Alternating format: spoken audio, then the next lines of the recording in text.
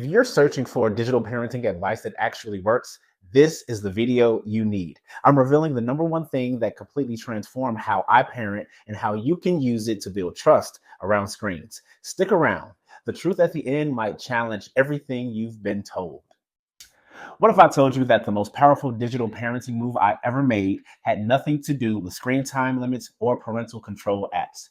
That one shift completely changed the way I lead my son through the online world. It gave me back peace, it gave him his confidence, and it gave our family a strategy that actually works. By the end of this video, you're going to know what that is, how to use it, and if you're like most parents I talk to, it might just be the reset your family has been searching for. Let's be real. Most of us are worn down by the digital drama. You try to set boundaries around devices only to feel like the bad guy. You try to take away the tablet, then you hand it back just to get a moment of peace. You feel guilty for saying yes, ashamed for saying no, and confused every single time you check the parenting blogs. I've been there too. I remember the day my son looked up at me, 8 years old, big hearted, and said, "Why are you always mad when I ask for screen time?" That question hit hard because deep down, I didn't want to be mad. I wanted to be the kind of dad that teaches, not punishes, that leads with love, not fear. But I didn't know how until I discovered this one thing. We were sitting at the dinner table, or at least our bodies were. But mentally, my son was on YouTube and I was still checking emails. You know, that feeling when you're physically present, but emotionally miles away. The air was quiet, probably too quiet. His plate was half full, mine was untouched. And that's when I decided to do something radical. Instead of taking his device and blaming the internet, I asked him one question. What's something you love to do online that you wish I understood better? That one question turned everything around. He looked up, he smiled, he started talking, and I just listened. Not to critique, not to redirect, just to understand. Now, here's where some people might get mad, but I'll say it anyway. The problem isn't that kids have too much screen time. The problem is that parents have too little connection. We've been sold the lie that control equals protection. But here's what I've learned to be true. Connection is the new control. It's unpopular. It goes against all the fear-based parenting advice that tells us to lock everything down, block every app, and stop your kids' moves online.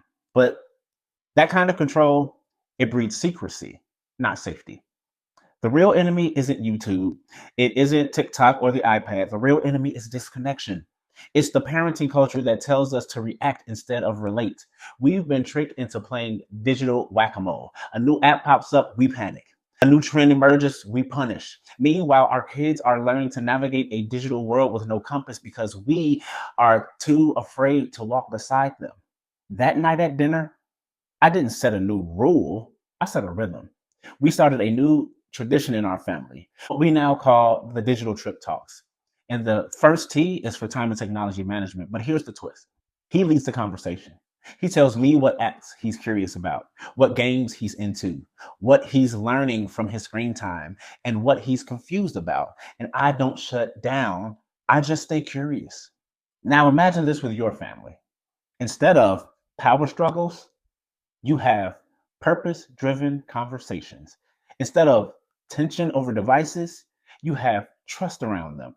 Instead of constantly fearing what your kid might see, you become the one they talk to about it. That's the number one thing that changed everything for me and my family. I stopped trying to control the screen and started building connection around it. Look, you don't need a perfect system.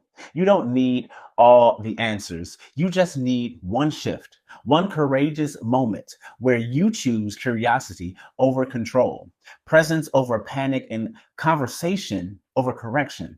That's what the digital trip framework is all about. And it started with one question at one dinner table. So here's your challenge tonight. Put your phone down. Ask your kid what they love online and just listen. You don't need to fix it, just be present because that changes everything. If this gave you even one new way to think about parenting in the digital world, do me a favor. Subscribe, share with another parent, and drop a comment below. Let's raise this next generation with more confidence and a whole lot less chaos.